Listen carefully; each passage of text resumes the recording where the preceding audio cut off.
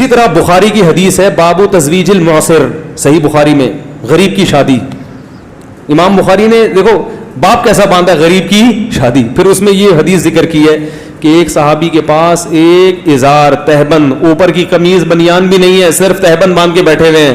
ان کی شادی کرائی نبی نے. ان کے پاس مہر کے لیے ایک انگوٹھی بھی نہیں تھی، لوہے کی انگوٹھی بھی نہیں تھی مہر کے لیے، ان کے پاس کچھ بھی نہیں تھا. مگر عورت جب راضی ہے تو وہ اس لیے راضی ہو گئی ہوگی، اس نے کہا ابھی تو میرے پاس کچھ بھی نہیں ہے تو کم از کم ایک کمانے والا میاں تو مل جائے گا نا. بھائی جیسے یہ کچھ بھی نہیں ہے لیکن پھر بھی زندہ ہے نا، اس کا مطلب کچھ نہ کچھ تو کما کے کھا لیتے ہوں گے نا، کبھی فاقہ کبھی کھا لیا. تو ہم بھی اسی طرح لائف گزاریں گے، اس حالت سے تو بہتر ہوگی جو اب گزر رہی ہے. او بھائی کیا ہو گیا؟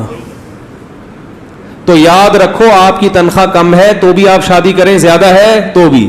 زیادہ ہونے کا فائدہ کیا ہوگا؟ مالدار لڑکیاں کی آپ کے نکاح کی پیشکش قبول کریں گی. آمدن کم ہونے کا نقصان کیا ہوگا؟ مالدار رشتے نہیں ملیں گے، ہاں اپنے سے غریب مل جائیں گے. تو اصول تو یہی ہے کہ جیسے خود ہو اسی حساب سے. آپ کی تنخواہ 10,000 ہے تو 10 لاکھ والے کو پیغام کیوں بھیج رہے ہو؟ شرم نہیں آتی معذرت کے ساتھ؟ تو جو آدمی کہہ رہا ہے میری تنخواہ کم ہے اس لیے میری شادی نہیں ہوتی تو جھوٹ بول رہا ہے. آپ کی تنخواہ کم ہے اس لیے آپ کی شادی آپ کی تنخواہ زیادہ والوں سے نہیں ہوتی، کم والوں سے ہو جائے گی. نہیں آ رہی ہے سمجھ میں؟ الحمدللہ. تو غربت نکاح میں رکاوٹ، ایک دھیلا بھی نہیں ہے جیب میں تو بھی شادی کرو،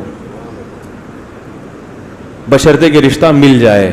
آپ ٹرائی کرتے رہیں. ہاں رشتہ نہیں مل رہا جیسے کہ ملنے کا چانس ہے بھی نہیں، کیونکہ لوگ لڑکی والے سب سے پہلے لڑکے کے پیسے دیکھتے ہیں تو ان کو حق ہے کہ وہ دیکھیں. تو کوشش جاری رکھو، اگر مل گیا تو آپ ایسی غریب مل جائے گی. بعض دفعہ اور لڑکی مالدار ہوتی ہے وہ پھر بھی غریب سے اس لیے کر لیتی ہے کہ وہ کہتی ہے ایجوکیٹڈ بندہ ہے، شریف آدمی ہے، مارکیٹ میں شریف لوگ کیا چل رہے ہیں؟ شارٹ چل رہے ہیں. وہ کہہ رہی پیسے میں کھلاؤں گی، کوئی مسئلہ نہیں ہے، شادی کرو. تو لیکن کم ہی کرتی ہے اور کرنی بھی نہیں چاہیے، کیونکہ وہ بندہ پھر جب بیوی پہ ڈیپینڈنٹ ہو جاتا ہے نا پھر گیا مسئلہ خراب ہو جاتا ہے، وہ حقوق نہیں ادا کرتا اور پھر پیڑے کھاتا ہے بیٹھ کے. تو عورت کو چاہیے اگر کوئی غریب سے کر رہی ہے تو دیکھے کہ چلو غربت تو برداشت کر رہی ہے، بندہ تو ٹھیک ہونا، کہیں میری دولت پہ نظر رکھ کے نہ بیٹھ جائے. تو اگر اس کو یہ اطمینان، جیسے حضرت خدیجہ مالدار تھی، پیسہ تھا، محمد صلی اللہ علیہ وسلم مسکین تھے، مگر حضرت خدیجہ نے پھر بھی نبی سے کی، ان کو پتا تھا کہ لالچی معاذ اللہ نہیں ہے تو کر لی. ان کا بھائی شریف آدمی ہونا چاہیے، ایماندار ہونا چاہیے، تو انہوں نے کر لی اور نبی نے بھی کر لی. نبی کی تو غربت دور ہوئی حضرت خدیجہ سے نکاح کر کے. نہیں آ رہی ہے الحمدللہ. یہ تکیہ کلام بن چکا ہے، کوشش کر رہا ہوں نکالوں اس کو، تو اس کا اپوزٹ لفظ جب زبان پہ لاؤں گا تو نکلے گا. یہ آ رہی ہے سمجھ میں الحمدللہ. ٹھیک ہے. تو جتنے غریب غربا یہاں بیٹھے ہوئے ہیں گھبرائیں مت. ہاں اگر کوئی لفٹ ہی نہیں کرا رہا آپ کو لڑکی والوں میں سے نہیں ہے تو پھر اس کا مطلب ہے آپ میں نکاح کی طاقت نہیں ہے. پھر حدیث کا اگلا جملہ ہے وَمَن لَّمْ يَسْتَطِعْ فَعَلَيْهِ بِالصَّوْمِ. جس میں استطاعت نہیں ہے، کیا مطلب؟ جس کو رشتہ نہیں مل رہا اپنے حساب سے تو وہ کثرت سے روزے رکھے، 2-4 نہیں، کثرت سے روزے. کیا مطلب؟ آپ میں اللہ نے ایک خواہش رکھی ہے، طاقت رکھی ہے، تو اس طاقت کی وجہ سے آپ کا نکاح کا دل چاہتا ہے تو وہ اس طاقت کو جائز استعمال کرو. وہ رکھی اس لیے.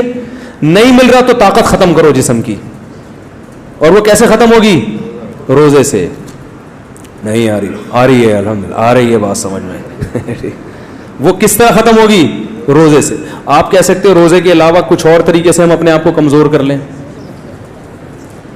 ایسا نہیں ہے، اس سے فائدہ نہیں ہوگا. کیونکہ گناہ سے بچنے کے لیے، جو گناہ سے مراد یہ والی شہوانی گناہ، ان سے بچنے کے لیے 2 چیزیں چاہیے: جسمانی طاقت کمزور ہو، روحانی طاقت مضبوط ہو. آپ کوئی ڈاکٹر سے دوا لے کے اپنی خواہشات کو کم تو کر سکتے ہیں، جسمانی طاقت تو کم ہوگی، شہوت تو کم ہوگی، روحانی طاقت دوا کھانے سے نہیں بڑھتی. روزے میں جب آپ کھانا پینا چھوڑیں گے اور مسلسل روزے رکھیں گے تو جسمانی طاقت ہوگی کم، اور روزہ چونکہ عبادت ہے اس سے روحانی طاقت نہیں آ رہی. بات آ رہی ہے بات سمجھ میں. روحانی طاقت کیا ہو جائے گی؟ بڑھ جائے گی. تو آدھا کام سے بات نہیں بنے گی. تو اس لیے روزے کا کوئی آلٹرنیٹ, روزے میں ایک انسان کو خود ہی احساس ہوتا ہے, اور 2-3 روزے نہیں, اعلیٰ ضرر کے لیے آتا ہے عربی میں علیہ بس, کیونکہ 2-4 روزے سے تو اور خواہش بڑھتی ہے. کثرت سے روزے رکھے. ایک اہل حدیث تھے وزیر آباد میں, میرے دوست تھے, بڑے زبردست گپ شپ تھی ان سے میری. وہ ایک دن میں ان کا تھوڑا دیر مذاق بھی اڑاتا تھا, کیونکہ ہمارے بھی اڑاتے تھے. وہ کبھی کبھی حنفیوں پہ طنز ہلکا پھلکا تو چلتا ہے, تو میں بھی تھوڑا سا چٹکلا سنا دیتا تھا ان کو. ایک دن وہ میرے پاس آئے, وہ کہنے لگے کہ مفتی صاحب میں جوان تھے, بڑے لال ٹماٹر کی طرح سرخ, کہ یار میں بڑا مسئلہ ہے, میں بازار میں بیٹھتا ہوں, میں شادی شدہ ہوں, میری بچیاں بڑی ہو گئیں, مگر یار میں اتنی مختلف ڈیزائن کی عورتیں آتی ہیں, میری نظر نہیں جھکتی, بڑا مسئلہ ہو گیا, میں کیا کروں. میں نے کہا قرآن حدیث کی روشنی میں بتاؤں. وہ ہر وقت کہتے ہیں نا قرآن حدیث میں, قرآن بتاؤں, کہہ رہے ہاں بتائیں. میں نے کہا حدیث میں آتا ہے, قرآن میں بھی آتا ہے نکاح کرو, ٹھیک ہے نا, اور حدیث میں بھی آتا ہے کہ اغض للبصر, جو نکاح ہے نگاہ کو جھکانے کی سب سے زیادہ طاقت. تو میں نے کہا شادی کر لو ایک اور. کہنے لگا ابے یار یہ نہیں ہو بھائی, یہ بڑا مسئلہ ہو گیا بھائی مفتی صاحب, یہ کیسے میری بیوی مارے گی وہ فلانا. میں نے کہا قرآن حدیث کی روشنی میں بتا رہا ہوں. وہ ہر وقت میرے سامنے کہتے قرآن حدیث. میں نے کہا قرآن حدیث, کہہ رہے وہ تو ٹھیک ہے لیکن کچھ اور حل بتاؤ یار. میں نے کہا قرآن حدیث کی روشنی میں بھائی. کہہ رہے نہیں یار مفتی صاحب وہ مذاق نہیں کر. میں نے کہا سیریس ہوں بھائی, مذاق نہیں کر رہا. تو کہہ رہے, میں نے کہا اچھا چلو یہ والا نہیں سمجھ میں آ رہا. کہہ رہے نہیں دوسری کون کرے گا, پٹوں گا, سالے پیٹیں گے پڑ کے, بیوی مارے گی, روٹی بند کراؤ گے. وہ ان کے الفاظ ہیں, کہہ رہے مفتی صاحب گھر میں روٹی بند کراؤ گے. میں نے کہا چلو ایک اور آپشن ہے حدیث, اگلا قرآن حدیث میں آتا ہے کہ جس میں نکاح کی طاقت نہیں ہے, جیسے کہ آپ نہیں افورڈ کر پا رہے, آپ کو پتا ہے بہت بری طرح پٹوں گا میں, سالے پکڑ کے ماریں گے, تو پھر کثرت سے روزے رکھو. روزے نہیں علیہ ضرر, کثرت سے روزے. میں نے کہا یہ جو لال ٹماٹر بنے ہوئے ہو نا کھا کے, یہ چہرے تھوڑا سا مرجھا جائے گا اور باریک ہو جاؤ گے روزے رکھ کے. تو یہ جو کرنٹ بھرا ہوا ہے نا, یہ اتنی زور سے نہیں جھٹکے مارے گا جتنے ابھی کرنٹ لگ رہا ہے آپ کو, جہاں دیکھتے ہو ایک دم دل چاہتا ہے, یہ کم ہو جائے گا. کہہ رہے ہاں چلو یہ رکھتا ہوں. کہہ رہے کتنے روزے رکھوں. میں نے کہا کثرت سے رکھ لو 40 قرآن حدیث کی روشنی میں. بار بار میں کہہ رہا, میں نے کہا قرآن حدیث کی روشنی میں کثرت سے روزے کتنے ہوتے ہیں 40. میں نے کہا 40 رکھ لو. کہہ رہے پھر کیا ہوگا.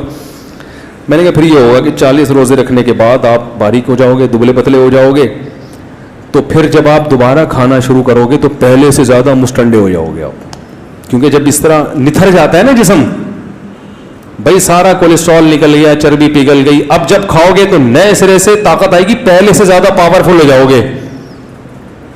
کہہ رہے یار پھر کیا ہوگا. میں نے کہا پھر دوبارہ 40 روزے. کہہ رہے یہ کیا, میں نے کہا قیامت تک کا پیکیج ہے یہ. کہہ رہے یار یہ کوئی حل تو نہ ہوا. میں نے کہا واقعی حل نہیں ہے, یہ حدیث میں حل ان لوگوں کے لیے ہے جو نکاح کی تلاش میں ہو, جب تک رشتہ نہ ملے روزہ رکھ کے گزارا کریں. جس کا ارادہ ہی نہیں ہے اس کے لیے یہ پیکیج نہیں ہے. بہت مشکل ہے. میں نے کہا قرآن حدیث کی روشنی میں تو یہی ہے بھائی. کہہ رہے یار یہ تو بڑا مسئلہ ہے, یہ تو بڑا مسئلہ ہے. میں نے کہا پھر یہی ہے کہ یہ بھی نہیں ہوتا. تو کیونکہ روزے کب تک رکھے گا بھائی, یہ تو روزہ اس کے لیے ہے کہ رشتے بھی تلاش کرتے رہو اور روزہ بھی, جب رشتہ مل جائے تو روزے رکھنا چھوڑ دو. تو کہہ رہے یار میں نے کہا پھر بس صبر کرو اور کوئی حل نہیں ہے, آخرت کو سوچو, گناہ ملے گا. قرآن حدیث کی روشنی میں جو حل تھا وہ میں نے بتا دیا آپ کو. بد نظری سے بچنے کا طریقہ ہو گیا, ٹھیک ہے. باقی یہ کہ بھائی نکاح کی استطاعت نہیں ہے, روزے رکھو, وہ بھی نہیں ہو رہا, تو پھر یہی ہے کہ چند اور چیزیں ہیں جو تجربے سے ہیں, ان کا اتنی مضبوط تو نہیں ہے جو حدیث میں ہے. ظاہر ہے جو حدیث میں علاج ہے اس کا تو کوئی متبادل ہو ہی نہیں سکتا. تو پھر میں لڑکوں سے کہتا ہوں کہ اپنے آپ کو مصروف رکھو. یہ باڈی کی ریکوائرمنٹ ہے نا یہ گناہ, تو باڈی کو کھپا دو کسی جائز کام میں, جم جایا کرو, اپنی انرجی کو یوٹیلائز کرو. کہاں؟ ایکسرسائز میں, جم میں.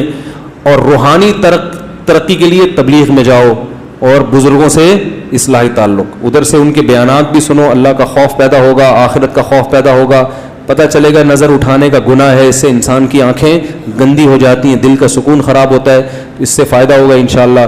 اور پھر اپنے جب اچھے مثبت کاموں میں, ایکسرسائز میں اپنے آپ کو گھلاؤ گے تو ٹائم ہی نہیں بچے گا, اتنے تھکے ہوئے آؤ گے کہ رات کو آتے ہی سو جاؤ گے. تو جب یہ پازیٹیو ایکٹیویٹیز میں انسان پڑھتا ہے تو نیگیٹو خود بخود ختم. اور لڑکیوں کو کوشش کرو کہ ہاں, اور آخری حل یہ کہ کبھی بد نظری ہو تو جرمانہ متعین کرو. کسی عورت کو دیکھنے کا دل چاہ رہا ہے اور آپ نے دیکھ لیا, 100 روپے نکال کے اسی وقت صدقہ کر دیے. ہر آدمی اپنی آمدن کے حساب سے, ٹھیک ہے نا, 1 کروڑ روپے آمدن ہے, 1 لاکھ روپے نکال کے, کروڑ والے کے لیے لاکھ کی کوئی حیثیت نہیں ہے, ٹھیک ہے نا, چلو لاکھ نہیں کرتے 10,000 کر دو. جس کی کروڑ آمدن ہے, بھائی جب بد نظر ہوئی اتنا جرمانہ رکھو جو افورڈ کر سکو, سمجھ میں آ رہی ہے بات. تو دن میں 10 دفعہ بد نظری ہو رہی ہے تو 10 دفعہ 100 روپے, 1000 روپے ایک دن ہوں گے. اگلے دن کہے گا آدمی 1000 نہیں 500 پہ آ رہا ہوں بھائی, میں 500 افورڈ کر پا رہا ہوں, 1000 نہیں. تو 5 بد نظریاں چھوڑے گا نا, اگلے دن کہے گا یار 500 بھی 2-4 دن تو ٹھیک ہے, پورے مہینے تو 30,000 روپے اچھا خاصا ہے. تو ختم نہ بھی ہو کم انشاءاللہ ہو جائے گی. بہت اہم بات ہے یہ جو اب بتا رہا ہوں, ختم نہ بھی ہو کم ہو جائے گی. اور ایک گریوی میں فائدہ ہوگا, ختم نہ بھی ہو تو گناہ کے ساتھ نیکیوں کا پلڑا بھی. ارے جب قیامت کے دن آئے گا, اتنی انٹیوں کو جھانکا تاکا ہے اس نے, تو اتنے پیسے صدقہ کیے ہیں یہ دوسرے پلڑے میں, جب گناہ ہوں گے تو نیکیاں بھی تو پلڑے میں آئیں گی نا. تو اس صدقے کا فائدہ کیا ہوگا, گناہ کم ہوگا, ہو سکتا ہے چھوٹ ہی جائے, اور نہ بھی چھوٹا تو گناہ کا جہاں اعمال نامے میں گناہوں کا جو پلندہ بڑھتا جا رہا ہے تو نیکیوں کا بھی ساتھ ساتھ ہو سکتا ہے اسی بیس پہ مغفرت ہو جائے. اللہ کہیں گے کہ اس نے غریبوں کی مدد کی ہے تو بدنظری بھی کی ہے, تو وہ والی نیکیاں اس کے گناہوں سے زیادہ ہو گئی, بخش دو. تو مقصد تو بخشوانا ہے نا اپنے آپ کو. کیا خیال ہے بھائی؟ تو پھر یہ نہیں کہ جان جان کر دیکھو, ایک دفعہ دیکھا 100 روپے ہے کہ چلو نیکی بھی ہو رہی ہے بخش تو جائیں گے نا, دوبارہ دیکھا 50 روپے 500 روپے. یہ جائز نہیں ہے, کیونکہ قیامت کے دن نیکیاں اور برائیاں گینی نہیں جائیں گی, تولی جائیں گی. تو اللہ کو کوئی ایک گناہ بعض دفعہ اتنا ناپسند ہوتا ہے کہ وہ اس کا وہ گناہ تو ایک ہوتا ہے مگر وزن میں وہ بہت زیادہ بھاری ہوتا ہے. تو اس لیے گناہ سے اپنے آپ کو بہرحال بچا